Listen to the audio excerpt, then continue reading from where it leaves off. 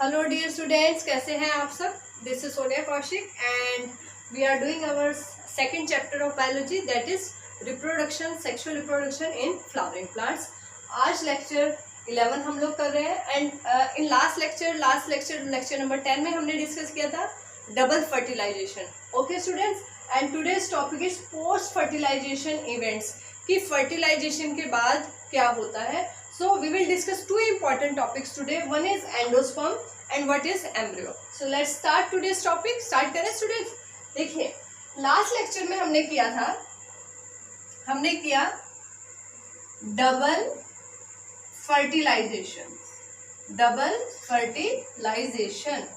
Fertilisation किया, जिसमें first male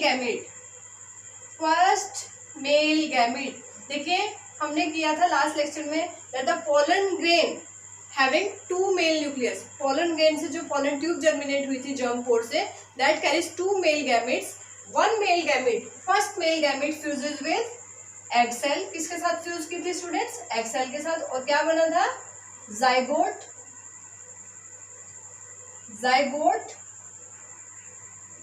ठीक है, यहाँ इसका nature half number of chromosome थे, यहाँ पर भी हाफ नंबर, और यहाँ क्या थे? Double number of chromosome. This is haploid, this is diploid. ठीक है, और इस प्रोसेस को हमने कहा था फर्टिलाइजेशन। क्या कहा था? फर्टिलाइजेशन, जिसको सिनगैमी भी कहते हैं students, very important, syngamy. After that first reaction ये थी। सेकेंड रिएक्शन में हमने क्या किया? सेकेंड मेल गैमेट जिसका हैप्लॉइड नेचर था, किसके साथ फ्यूज किया? Polar nuclei. आप इसको सेकेंडरी पोलर न्यूक्लियाई भी कह सकते हैं। सेकेंडरी पोलर न्यूक्लियाई के साथ फ्यूज किया, जो डिप्लॉइड नेचर का था स्टूडेंट्स। दो न्यूक्लियाई थे वहां सेंट्रल सेल में, एंड इससे क्या बन गया? PEN, जिसका नेचर 2N प्लस N कितना हो गया? 3N। ठीक है स्टूडेंट्स, ये PEN क्या था? Primary endosperm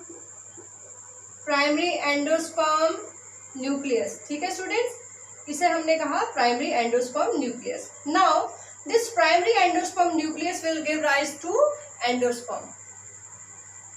primary endosperm nucleus में कॉन्टिन्यूअस डिवीजन होंगे। क्या होंगे? ठीक है, डिवीजन होगा,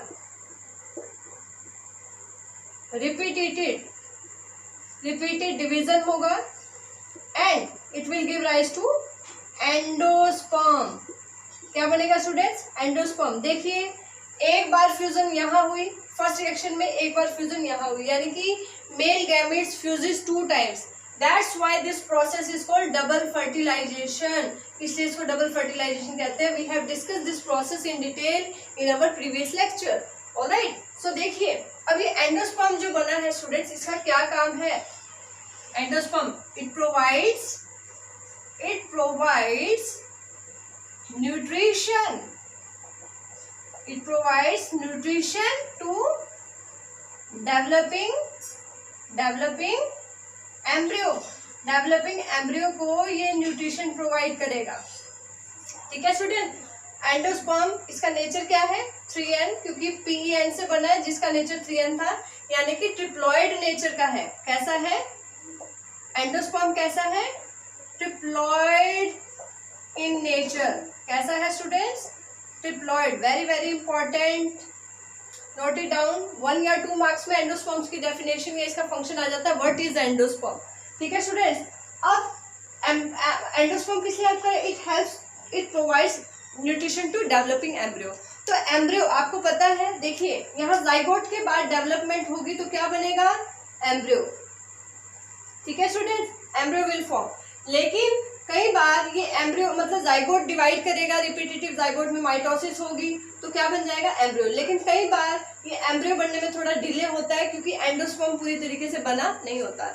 When this endosperm forms completely with the help from PEN से जब डिवीजन होकर एंडोस्पर्म बन जाता है, that provide nutrition to developing embryo, तो उसको इंश्योर करने के लिए कि एम्ब्रियो को की डेवलपमेंट के लिए न्यूट्रिशन अवेलेबल रहेगा, तो कई बार एम्ब्रियो की डेवलपमेंट थोड़ा सा डिले होती है ताकि एंडोस्पर्म बन जाए। व्हेन एंडोस्पर्म डेवलप कंप्लीटली, जब एंडोस्पर्म बन जाता है उसके बाद एम्ब्रियोनिक डेवलपमेंट स्टार्ट होती है, क्योंकि इसको भी तो न्यूट्रिशन चाहिए ग्रो करने के लिए। लेकिन this process is different in different seeds. कुछ सीड्स के अंदर एंडोस्पर्म एंड एम्ब्रियो दोनों की डेवलपमेंट साथ साथ ही चलती है। सो ऑलराइट स्टूडेंट्स, तो पहला हमने आज काम किया एंडोस्पर्म कैसे बना। Second, male gamete fuses with polar nuclei, या हम कहें central cell, and it will give rise to PEN, primary endosperm nucleus, जिसकी डिवीजन हुई और उसने क्या बनाया, एंडोस्पर्म। एंडोस्पर्म का काम क्या है, it provide nutrition to developing embryo. Now students, अब जब एम्ब्रियो की डेवलपमेंट होगी, during embryo development, during development of embryo, जब एम्ब्रियो की डेवलपमेंट होगी, दो केस हो सकते हैं स्टूडेंट्स। एंडोस्पर्म या तो क्या होगा, कंज्यूम कंप्लीटली, पूरी तरीके से ये कंज्यूम हो जाएगा, या फिर पूरी तरीके से कंप्लीट नहीं होगा, नॉट कंप्लीटली कंज्यूम। ठीक है, अब एंडोस्पर्म कंप्लीटली कंज्यूम हो भी सकता है और नहीं भी।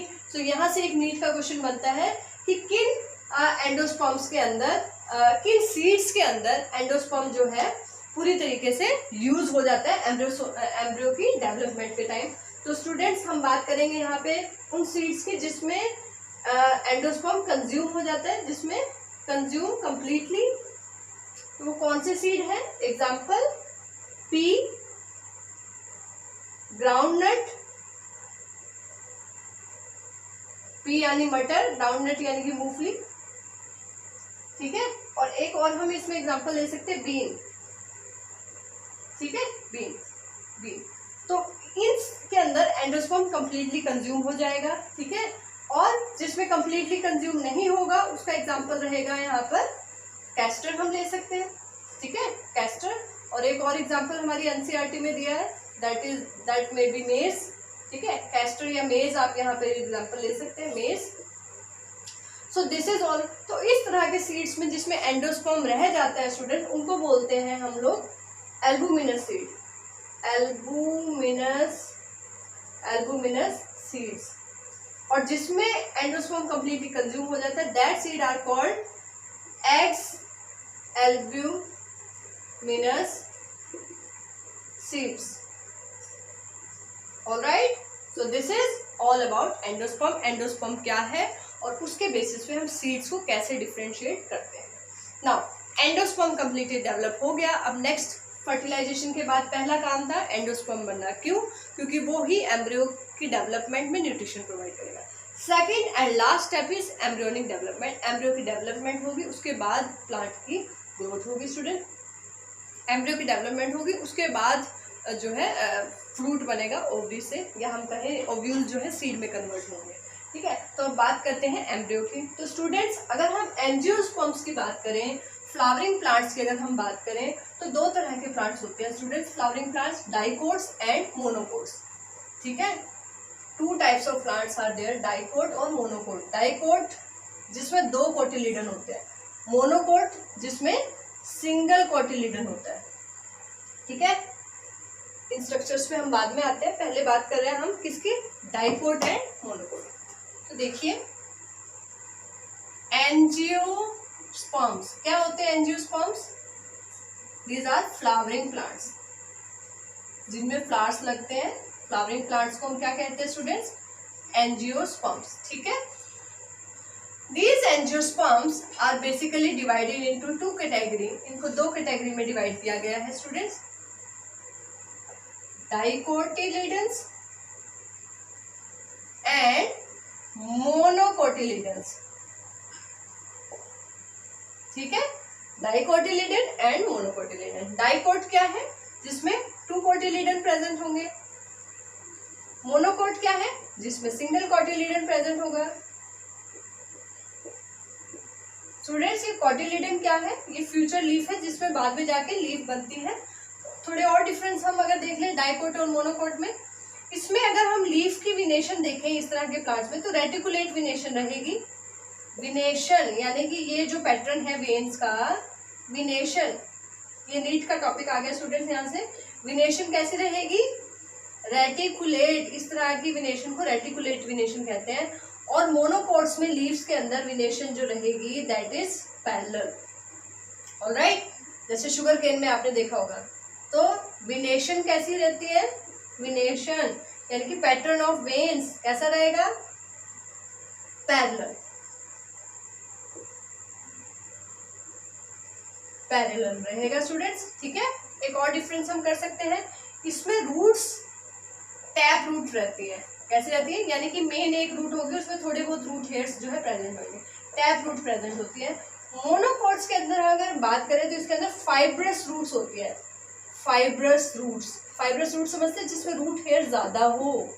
ठीक है, जैसे एक घास का पौधा है, if you put out a grass plant, अगर आप एक घास के पौधे को निकालेंगे तो क्या होगा?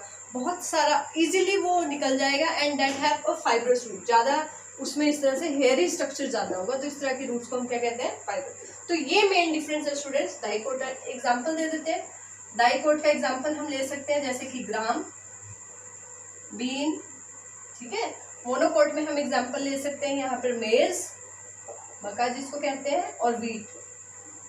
अब देखिए स्टूडेंट्स, डाइकोट और मोनोकोट हम इसे कैसे कहेंगे? देखिए, ग्राम सीड को we can split into 2 equal parts. Gram seed को हम 2 इक्वल पार्ट में डिवाइड कर सकते हैं, बीन को भी कर सकते हैं। ठीक है, लेकिन मेज को, मेज का जो सीड है उसको हम 2 इक्वल पार्ट्स में तोड़ सकते हैं लेकिन डिवाइड नहीं कर सकते। इसी तरीके से we can not divide this wheat, wheat grain को भी वी कैन नॉट डिवाइड, हम उसको 2 पार्ट में, इक्वल पार्ट में डिवाइड नहीं कर सकते। We can break that rice में भी। तो इस तरह के प्लांट्स को क्या कहते हैं? मोनोकोट्स। और जो डाइकोट जिनमें 2 कोटिलीडन होते हैं स्टूडेंट, उनको क्या कहते हैं? डाइकोट। अब बात करते हैं कि एंजियोस्पर्म्स के अंदर जो डाइकोट और मोनोकोट में डिवाइडेड है, क्या उसमें एम्ब्रियो डेवलपमेंट सेम होती है और किस तरह से? यानी कि हमें अभी तक पता है कि जब पॉलन ग्रेन कहें या मेल गैमिट कहें, मेल गैमिट जब फ्यूज हुआ एग सेल के साथ, एग सेल के साथ जब फ्यूज हुआ तो इसने क्या बनाया था? जाइगोट। अब इस जाइगोट से बनना है एम्ब्रियो। क्या बनना है स्टूडेंट्स? एम्ब्रियो। लेकिन क्या डाइकोट और मोनोकोट में एम्ब्रियो डेवलपमेंट सेम होती है या डिफरेंट होती है? Now we are coming to this topic. क्या डिफरेंस है दोनों की एम्ब्रियोनिक डेवलपमेंट में और किस तरह के एम्ब्रियो उसके अंदर होते हैं? And students, this question can be asked in form of diagram. अगर हम बोर्ड्स की बात करें तो डायग्राम आ सकता है यहाँ से। मोनोकोट एम्ब्रियो का डायग्राम ज़्यादा इंपॉर्टेंट है एग्जाम्स के लिए। डाइकोट और मोनोकोट वैसे तो दोनों ही इंपॉर्टेंट है, लेकिन मोनोकोट का ज़्यादा इंपॉर्टेंट है डायग्राम। ठीक है, और नीट में बात करें तो नीट के लिए ये टॉपिक बहुत इंपॉर्टेंट है, यहाँ से बहुत सारे क्वेश्चन पूछे जाते हैं। तो देखिए स्टूडेंट्स, पहले हम बात करते हैं किसकी? मोनोकोट एम्ब्रियो की बात करते हैं हम लोग। किसकी? ये है डाइकोट एम्ब्रियो और ये है मोनोकोट। तो देखिए इसमें क्या रहेगा स्टूडेंट? सिंगल कोटिलीडन इसमें रहेगा। देखिए मैंने क्या पार्ट्स इसमें बनाए हैं। This diagrams are taken from NCERT students. ये पार्ट रहेगा स्क्यूटिलम। ये क्या है? Scutellum, very important. ठीक है, ये स्क्यूटिलम क्या शो कर रहा है यहाँ पे? वेरी इंपॉर्टेंट, नीट के लिए क्वेश्चन है, नोट कर लीजिए। Single cotyledon, this scutellum is showing single cotyledon. Alright, very very important, with this scutellum represent single cotyledon in monocots. All right, now this is coleoptile. All right, coleoptile क्या है students? देखिए एक reason होता है जब seed germinate करते हैं, एक रीजन होता है प्लीम्यूल। ठीक है, सीड के अंदर जब सीड जर्मिनेशन होता है, सीड जर्मिनेशन स्टूडेंट्स, तो इसके अंदर एक पार्ट होता है प्लीम्यूल एंड एक पार्ट होता है इसमें रेडिकल। रेडिकल, ठीक है स्टूडेंट्स, प्लीम्यूल एंड रेडिकल। प्लीम्यूल से क्या बनती है? शूट। और रेडिकल से क्या बनता है? रूट। ठीक है, प्लीम्यूल से शूट। तो इस शूट के ऊपर या प्लीम्यूल के ऊपर हम कहें, प्लीम्यूल के ऊपर जो एक कवरिंग रहती है, sheath like structure in monocot. Monocot embryo के अंदर जो एक शीट लाइक स्ट्रक्चर रहता है स्टूडेंट्स, शीट लाइक स्ट्रक्चर, ये है वो सिलोप्टाइल। क्या कहते हैं उसको? सिलोप्टाइल।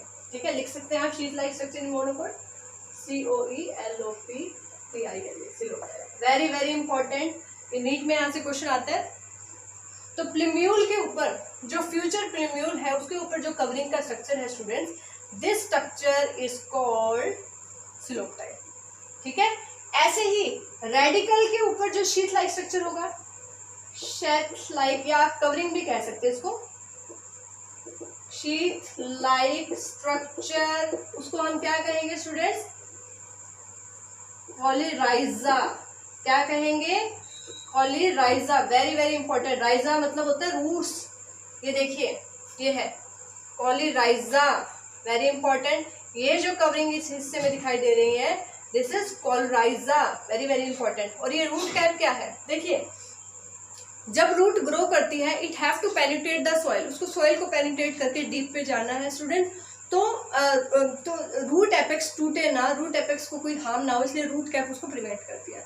अगर हम एक्वेटिक प्लांट्स की बात करें, एक्वेटिक प्लांट्स को, एक्वेटिक यानी कि वाटर के अंदर सॉइल तो नहीं है वहाँ पर, तो उनको पेनिट्रेट करने में, वाटर के अंदर पेनिट्रेट करने में, एक तो ज़्यादा उनको ज़्यादा पेनिट्रेट करने की ज़रूरत है ही नहीं ग्रो करने की, क्योंकि वाटर अवेलेबल है, रूट हेयर होते ही वाटर को एब्जॉर्ब करने के लिए, तो उनमें रूट कैप की ज़रूरत नहीं है। एक्वेटिक प्लांट्स के अंदर जनरली रूट कैप एब्सेंट रहती है या पुअरली डेवलप होती है। अगर हम बात करें जो सॉइल में प्लांट ग्रो करते हैं स्टूडेंट्स, उनमें रूट कैप का होना ज़रूरी है, जो रूट के मेरिस्टेमेटिक टिश्यू को बचाएगा, ताकि रूट की डेवलपमेंट या ग्रोथ में कोई प्रॉब्लम ना आए। ठीक है, तो देखिए, ये शूट एपेक्स है, ये वाला हिस्सा जिससे शूट बनेगी। मैंने आपको बताया शूट के ऊपर जो कवरिंग है उसको हम कहेंगे स्लोपटाइल। रूट रेडिकल जहाँ से बनी है उसके ऊपर जो कवरिंग है उसको हम कहेंगे शीट लाइक स्ट्रक्चर को कॉलराइजा।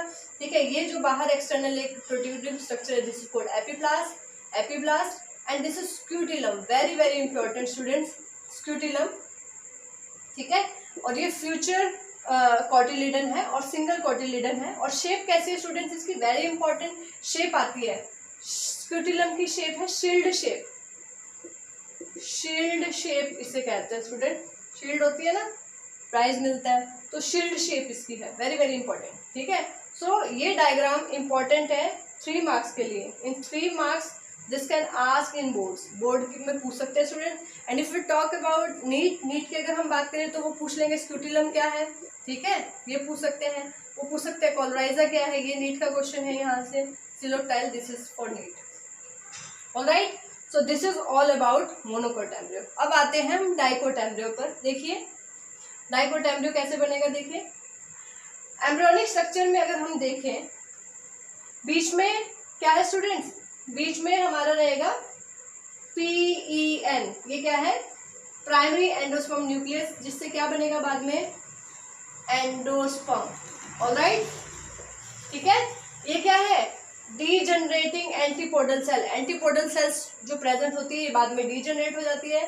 ठीक है, और यहाँ पर हम बात करेंगे, यहाँ पर साइड्स की जो सेल्स रहेंगी, एक सेल यहाँ है और एक यहाँ, ये जो 2 सेल रहेंगे सिनर्जिड है, ये भी डीजनरेट हो जाती है, डीजनरेटिंग सिनर्जिड्स। ठीक है, ये भी डीजनरेट हो जाएगी। बीच में थी एग सेल, जो मेल गैमीट के साथ फ्यूज करके क्या बनाया था? जाइगोट। ठीक है, तो ये है हमारा एम्ब्रियो सैक। ठीक है, डेवलप एम्ब्रियो सैक। अब इसके अंदर देखिए स्टूडेंट्स, ये सब डीजनरेट हो जाएगा, क्या बचेगा? सिर्फ जाइगोट। कौन सा पार्ट रहेगा? This part, zygote. Zygote 1 nuclei is there, what will happen? It will undergo division. Division होगा, कितने सेल बन गए students? 2 cell, upper one is suspensor और नीचे वाला एक और छोटा प्रोट्रूडिंग पार्ट। फिर देखिए ऊपर वाले पार्ट में कोई डिवीजन नहीं होगा, ये नीचे वाला पार्ट जो है इसकी डिफरेंट सस्पेंसर टाइप एक बन जाएगा एंड अ सर्कुलर स्ट्रक्चर और globular structure is form. This embryo is called globular embryo. इसको हम इस स्टेज पे क्या कहेंगे? Globular embryo. फर्दर डेवलपमेंट की अगर हम बात करें स्टूडेंट, तो ये देखिए सस्पेंसर रीजन ऐसे ही रहेगा और नीचे ये हार्ट शेप ले लेगा धीरे धीरे। कैसे? क्योंकि स्टूडेंट डाइकोट के अंदर कितने कोटिलिडन होते हैं? 2 कोटिलिडन होते हैं। तो 2 कोटिलिडन बनने के लिए globular shape converted into heart shape embryo. ठीक है, तो ये देखिए यहाँ से हार्ट शेप धीरे धीरे आपको नजर आ रहा है, ये 2 कोटिलिडन बनेंगे बाद में। एंड इसमें देखिए इस डायग्राम में क्लियर है, ये देखिए ये 2 कोटिलीडन यहाँ से बनेंगे student. So these are future cotyledons, ठीक है, या बन रहे हैं ये प्लीम्यूल, जिससे आगे क्या बनेगी, शूट, ठीक है। ये रहा रेडिकल का पार्ट, जिससे बाद में क्या बनेगी, रूट, ठीक है। तो यहाँ पे क्योंकि 2 कोटिलीडन है, that's why this is dicot embryo. कौन सा एम्ब्रियो है, डाइकोट। शेप आ जाती है नीट में स्टूडेंट, नीट में शेप पूछ लेते हैं, so they have a heart shape, ठीक है। और अगर इधर बात करें सिंगल कोटिलीडन स्क्यूटिलम, और that is shield shape, alright. So what we have done today, we have done post fertilization changes और post fertilization structure and events. तो पहला फंक्शन है आज का, पहला स्ट्रक्चर है एंडोस्पर्म फॉर्मेशन, और दूसरा इंपॉर्टेंट स्ट्रक्चर आज जो हमने किया दैट इज एम्ब्रियोनिक डेवलपमेंट, ठीक है। डाइकोट में एम्ब्रियो का स्ट्रक्चर किस तरह से होगा, मोनोकोट में कैसे होगा, this topic is specific and some time they can ask the difference between dicot and monocot embryo development. कई बार वो इसका डिफरेंस पूछ सकते हैं स्टूडेंट्स 5 मार्क्स में। So today's topic is very very important for board point of view, for NEET point of view. So go through this topic, you can say clearly, and note down the important points. Make sure to make the diagram whether you are preparing for boards or NEET, ठीक है, clearly with pencil. And in our next lecture we will complete the basic chapter. We will discuss seeds and types of seed and all that. And after that I will take 1 or 2 lecture needs specific from this chapter, reproduction in flowering plants, alright. So this is okay for today. I hope you have got some important point. So thank you, this is all for today.